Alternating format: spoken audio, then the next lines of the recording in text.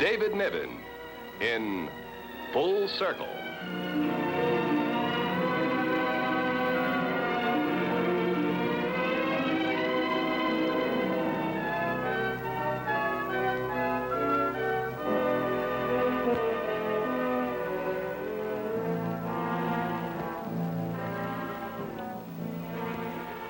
Beautiful. Ronald, what are you doing here? I told you there was nothing you could do to keep me from getting this locket. I went after it. However, I've also told you that I've given up my life of crime. If I only could believe that. You want proof? Why, I could have had the locket and been gone hours ago. Simply by using this. If that's what I was after. But I've been waiting for you. I don't want the locket, unless I can take you with it. Well, if those are the only terms, what can I say? Take the locket, darling. It's yours.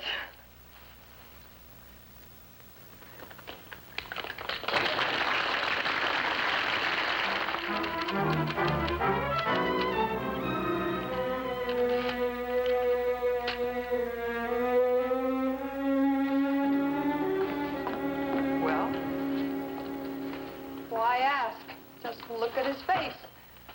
Faraday wasn't too bad, but Maxwell, oh, brother. Well, Faraday liked. I didn't say liked, just willing to coexist. Let's see. Yeah, the rest aren't out yet. What difference does it make what the rest of them say if Maxwell...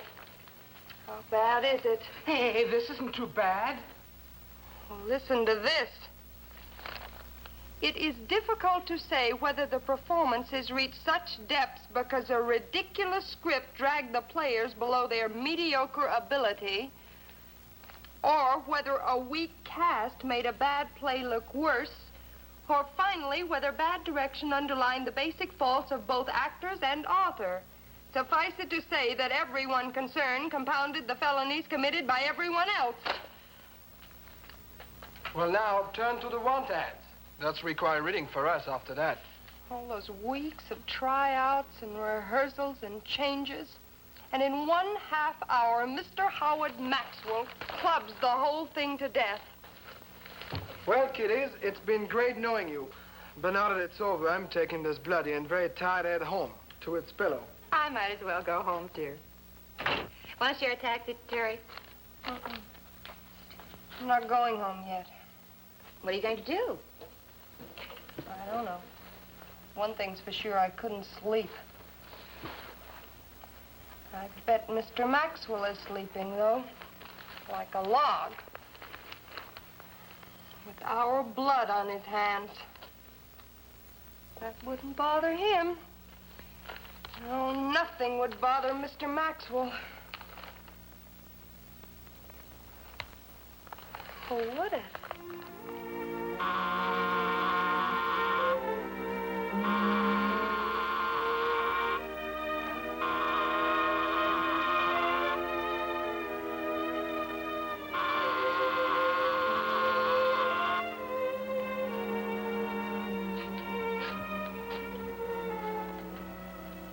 Just a minute. What is this? Oh, get away from the door, Mr. Maxwell. Get away.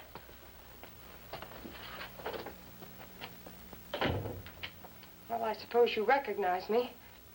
Oh, yes, from that mishmash last night. Get away from that phone. You know why I'm here? Target practice? This is no joke. I quite agree. Being woken up at this hour of the morning is not my idea of fun either. I've read your review. What right have you to stand in judgment, to ruin our careers? Do you have any idea how much time and effort went into that play? Well, you might thank me for trying to prevent such a waste in the future. A waste, is it? Just because you say so? Everything about the play's bad because you say so. Well, you could be wrong, couldn't you? You never make a mistake? On the contrary, I often make mistakes. But I never make a mistake quite so bad as the one made by the producers of Geraldine's Necklace. Look, this is no time to be discussing the drama. Why don't you run along like a nice little girl? If you have anything you want to get off your chest, write an indignant letter to my editor. You persist in taking this very lightly. Well, maybe you won't think it's so funny when the papers carry the report of how an actress tried to kill herself in your apartment because you ruined her career. Oh, this is almost as bad as Geraldine's necklace. You don't believe I'll do it. No, I don't. Why? Because you're such a thoroughly unconvincing actress. This is no act. I'm going to kill myself. I remain unconvinced. Well, you'll find out. But first, you're going to listen to what I have to say. I know exactly what you're going to say. You're going to say that I'm callous, conceited, cruel, brutal, unjust, and opinionated. Well, am I wrong? I hate to admit this because there's something rather intriguing about being considered a really nasty man. But if the truth were known, I'm a terrible softy. Well, you don't think anything of destroying the lives and careers of anyone who doesn't happen to fit your particular specifications. I just express an opinion, that's all. Your opinions have the power of an atom bomb in the theater, and you know it. You can a play, and it doesn't have a chance. Oh, blame the theater, not me. Whatever's wrong with the theater is not going to be put right by praising bad plays. You feel no responsibility? To whom? To me, for one. My big chance in the theater, and you ruin it just because you don't like the way I act. Ah, that cuts both ways. Now, supposing I'd say that you had a great talent, would that be unfair? No, Oh, why? because I do have great talent.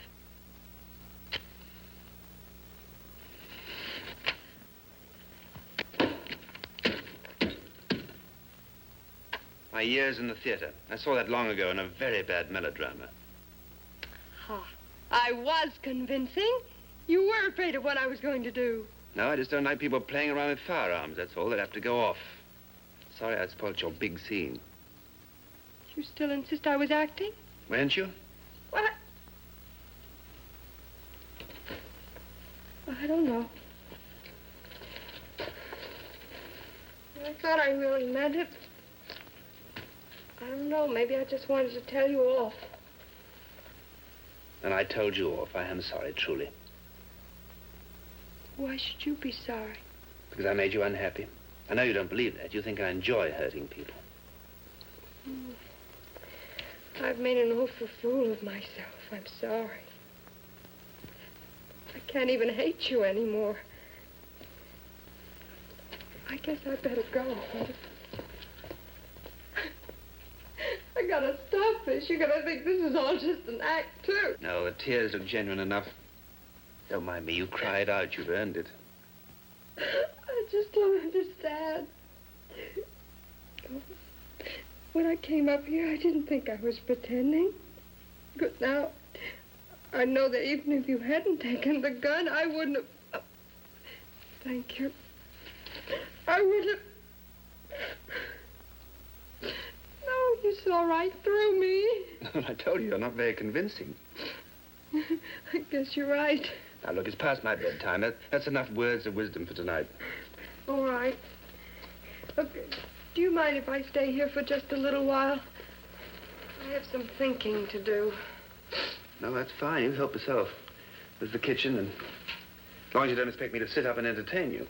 Oh, no. You go on to bed. I'll let myself out.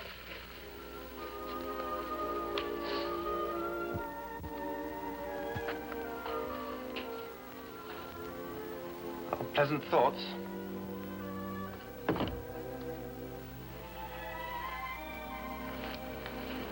Pleasant dreams.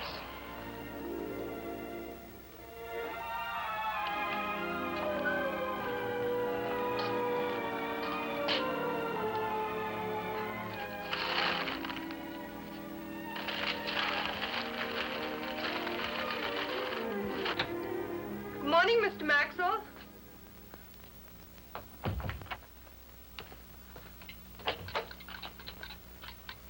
Come on in. Go on and sit down. Coffee's all ready and the eggs will be in just a minute. How do you like them scrambled, hard or easy? Well, easy, I guess. Look, I don't want to be old-fashioned, but... Oh, couldn't face my bed. I had too much thinking to do. And pacing. Well, did you reach any conclusions? Yes. That I'm not going to give up my career, even if you don't think I'm going to be an actress. Did I say that? That's what it sounded like. Well, I'm a critic. I'm not a prophet. Where did all this, the eggs and everything come from? I went shopping. Your cupboard was very bare. Yes, I usually go out making copies about the limit of my cooking abilities. Think the kitchen is a woman's place? No, that depends on the woman. It'd be fatal to confine Helen Hayes to an apron. But not me. I'll let you know when I've had those eggs. Look, I've got to be an actress. A great actress. Don't you think there's any chance? I told you, I'm no prophet. Well, you might express an opinion. Oh, I thought you didn't care much for my opinions. Well, maybe I don't, but a little encouragement would certainly help. Couldn't you spare me just one little drop? More than a drop. You have fine technical equipment. Good control of your face, your voice, and your body. You have stage presence, all the tricks of the trade. In fact, you conduct yourself up there better than many more experienced actresses. You really mean that? Certainly, or I wouldn't have said it. You should said it in your column. I did. What? But you must have blown your cork before you read that far. You mean you actually said that... That you're technically competent. But I'm not very convincing, huh? Well, I'll learn whatever it takes to be convincing. I'll work, and I'll study, and I'll act. Professionally when I can, and for free if I have to. I'll act, and I'll act, and I'll act. You'd do better to give up acting. Why do you say that? Temporarily. Why? The one thing you don't know anything about is people. How they live, how they feel, how they think. Well, can't I learn that by acting? Not in the theater. That's not the place to learn about reality. Leave it for a while. Get out into the real world. What do you suggest? A department store? Doesn't matter very much as long as it brings you face to face with substance instead of shadow. Well, I guess Gibbs was right. The want ads for us. I might as well get at it. You know, we're closing on Saturday. I know.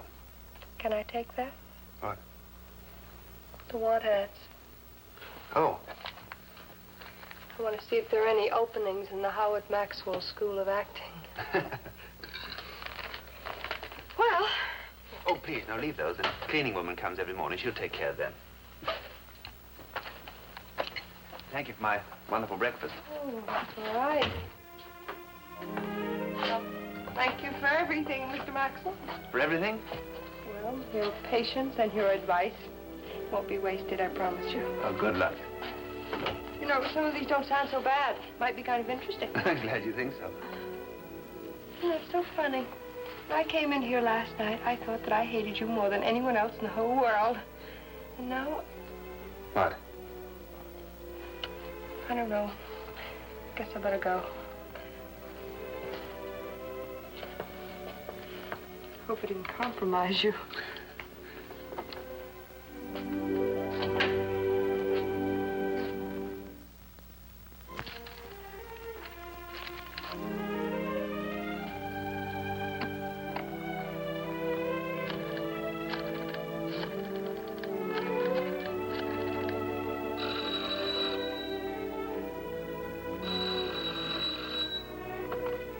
Hello? Who? Oh, Mr. Maxwell. Oh, this is Terry's roommate, Nan Ferrens. Oh, yes, right away. Terry! Terry! The phone! Take it, will you? I'm in the shower. Get out here right away. It's Mr. Maxwell. Who? Maxwell! Howard Maxwell! Just a minute. Hello, Mr. Maxwell. She'll be here in just a moment.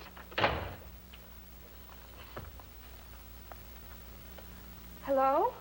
How did it go today? Well, better luck tomorrow. Hey, listen, the reason I'm calling is you left your pistol here this morning. I thought maybe in case you wanted to make a few other calls or rob a bank or something. Oh, thank you. Yes, we could meet someplace. For lunch? Oh, that would be very nice.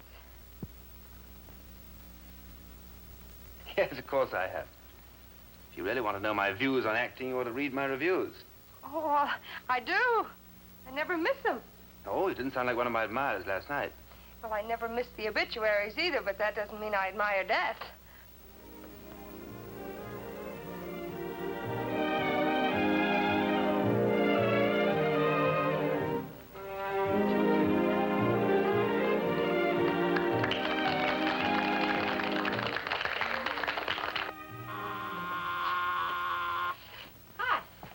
Darling, where's the surprise you have for me? You're gonna hate me. I never hate anybody. What is it, anyway? I disobeyed orders. I don't remember giving you any orders. What's this? Prelude to Tomorrow? It's a new play, and I have a very important part in it. Well, what happened to the department store? Well, it's pretty difficult, you know. I haven't had any experience except in the theater. Well, I tried, but it's been 3 weeks, and a girl has to eat, you know. Are you angry? Well, it's your career. Oh, I'll be good, I promise, with a little help. I thought maybe if you could coach me. Look, I'm not a coach. If I had to give private lessons to every actress I pan, I'd never have time to get to the theater and be a critic. Well, be a critic, then. I'll read all of my lines to you, and you can tear them apart. And that way I'll learn. Oh, please. No, I must be out of my mind. You are a doll. Now, let's see. Here, sit here, be the audience. The first act opens on a lineup with all the people standing there, and they're all waving goodbye. And Rhoda, that's me. Rhoda is standing there with her parents, but she is not smiling like the rest of them. This is the last scene of the third act, and the scene is his room. And I stop him just as he's about to leave. And I say to him, Carl, you must believe me. No matter what happens, you must believe that I love you. Because I do love you, Carl. I do. No, now, just a moment. Huh? She really is in love with this man, isn't she? I mean, she's not just faking. No, of course not. That's the whole point. Well, you'd never know it. Hmm? Where's the music? Where's the mystery? Where's the magic? Where is it? You don't ask for much, do you? I just asked if you're playing a lover, you show me a woman in love. Have you ever been in love? Yes. Well, then be in love when you read the line. Speak to the man you really love and you say, I love you. I love you. No. Do you really think anyone will believe you when you say, I love you like that? Well, they should. It's true. I do love you. What? I said I do love you. It's not in the play. I mean it. I'm talking to you. Well, I'm sorry it's so hard to believe. You trying to tell me that... Is it so strange that I should fall in love with you? For the first time in my life, I've got nothing to say. Are you angry? How could I be angry? It's so hard to believe. Perhaps you don't believe it because you don't want to. Maybe that's why I seem so unconvincing. How did it happen? Who knows? Who cares? I came to you in despair, and I found hope and sweetness and wonder and mystery and all that whole list. And that's how I feel. Am I making an awful fool of myself? Oh, my dear child. I'm not a child.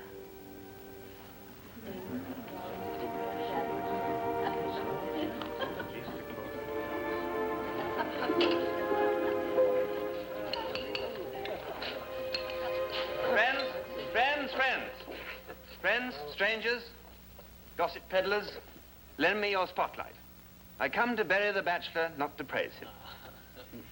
As some of you may have guessed, this is an announcement party. Oh. Now here is the announcement. From now on, it will not just be 2 on the aisle for me, but it will be 2 for breakfast, 2 for tea, and a joint income tax return.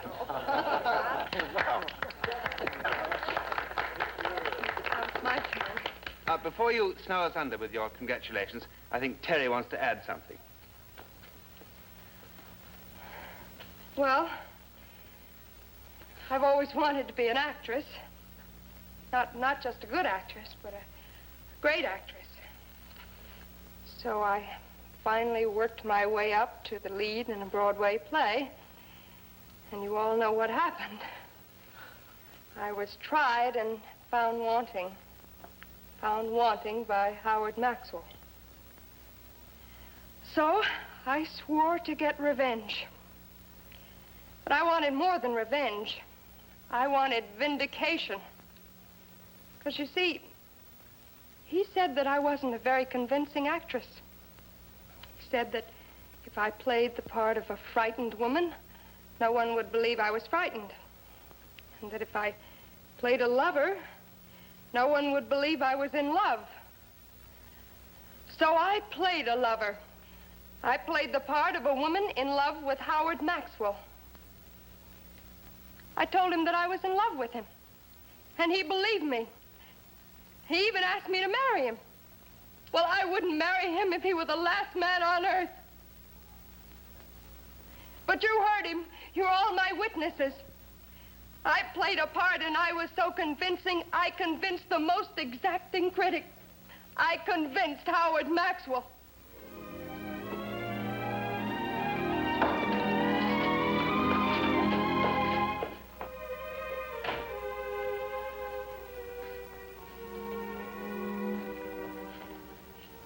Please don't expect an epigram. It cuts too deep. Way below the polish.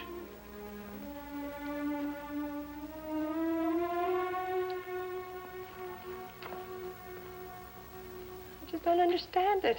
This is what I wanted. Why don't I enjoy it? Because you're a dope. No. It's too cruel. All of his friends were Oh, there. did he worry about you when he put the dagger in your inside? Look, that's his job. And this is your job. You're an actress. He threatened your career. You defended it, justified it, proved yourself. That's what I keep telling myself. That's what you keep telling me. That's where I got it. Don't you believe it? Yes, but... But what? I keep wondering, if this is victory, why does it taste so bitter? Because you're a dope. Or did I say that before? You did. Shall I? Yes.